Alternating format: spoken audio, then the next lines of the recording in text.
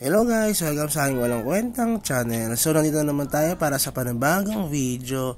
Ngayon guys ay i-update ko lang kayo dun sa ginawa nating experiment. Yung katulad ng sinabi nung si Legion ba yun? Nalimutan ko na, Legion Might, na yung second skill ng tier 2, no, ng skill talents na gawin daw level 5 yon para kapag less yung buhay mo, mas bibilis yung attack speed mo. Pinakita ko naman sa inyo yun guys, diba? Yung kung paano natin ginawa yung sinasabi niya. Then, this is our actual experience about sa Red Boss. Kasi, dun sa Red Boss natin, sa STR, tapos yung dati nating build, no? Ano siya, sakto lang, no? Ang Red Boss ko, 4 minutes to 5 minutes. Minsan nag 6 minutes. Depende sa level syempre ng kalaban. So dito susubukan naman natin yung ating character na ganun yung build na ginawa natin. Kung kaya ba natin mag red boss ng less than 6 or 5 minutes dito sa 640 na boss. Kasi yung 600 na boss na dito sa 600 map, sandali lang talaga sa atin yun. 3 minutes to 4 minutes lang yun.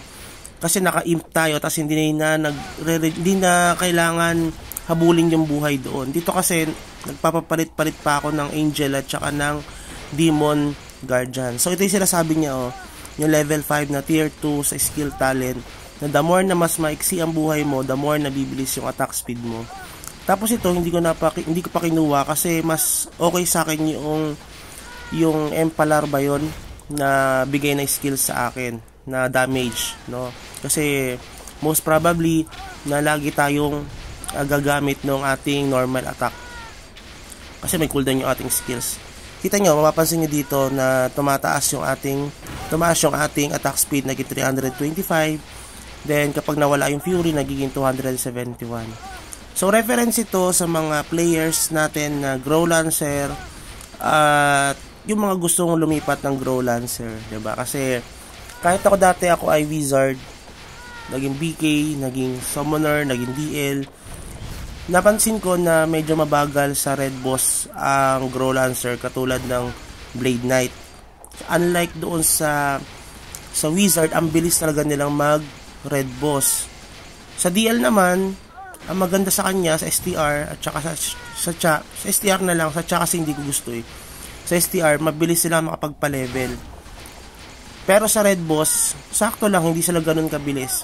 Mas mabilis pa rin ang DL compared dun sa Blade Knight kapag ka sa Red Boss. Sa Blade Knight, syempre napakunat mo. Yun lang talaga. Sa PvP, malakas ka, halimaw.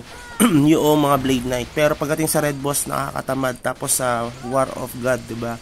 Kasi malulusaw ka kagad. Lalapit ka pa lang, lusaw ka na. Dito naman sa Grow Lancer, napapansin ko siya, nakikita ko na medyo okay naman, no? Kahit papano, even na hindi siya ganun kabilis mag red boss katulad ng MG at saka ng Wizard, pero sa lahat ng attributes okay siya, magagamit siya. Tapos ito pala yung mga Florites natin. Wala pa tayong level 12, medyo mahirap kasi wala pa akong pamalit doon. Wala pa akong pandagdag.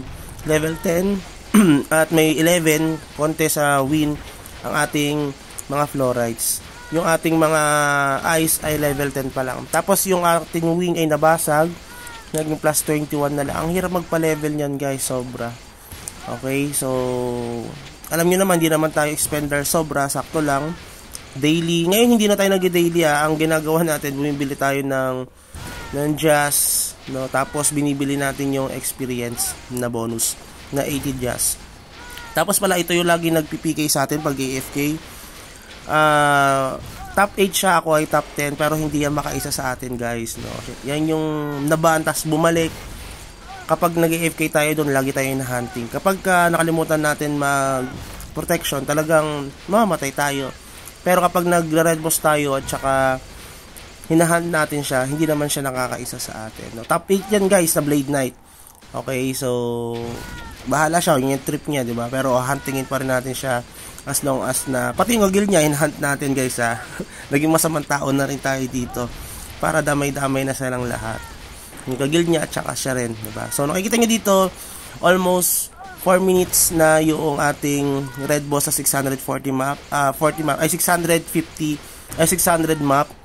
Tapos red boss na 640. Okay, so 4 minutes and 10 seconds yung ating red boss dito. Not bad, okay na rin. Pwede na rin sa pantapat sa wizard na mabibilis mag red boss kasi dahil sa poison ng wizard. Diba? Tapos sa attack speed nila, the same sa magic gladiator. So para sa akin yun lang. Okay sa akin ang wizard, ang grow lancer, nakakasabay na tayo pagdating sa red boss. Kasi gumagamit na rin tayo ng demon. Tapos gusto na natin magpa level 700 kasi gusto natin magpalit ng set. Although hindi pa perfect set yung perfect option yung set natin. Pero gusto na rin mag level 700 para kahit papano ay magamit na natin ito. Napakatagal ko nang gamit itong tier 40 na to. Naluluma na masyado. So yun na siguro, and enjoy playing. Kung may comment kayo or suggestion, please consider like and subscribe pala sa ating channel. At the same time mag-comment na rin kayo kung may mga request kayo. Maraming salamat and have a good day. Bye bye.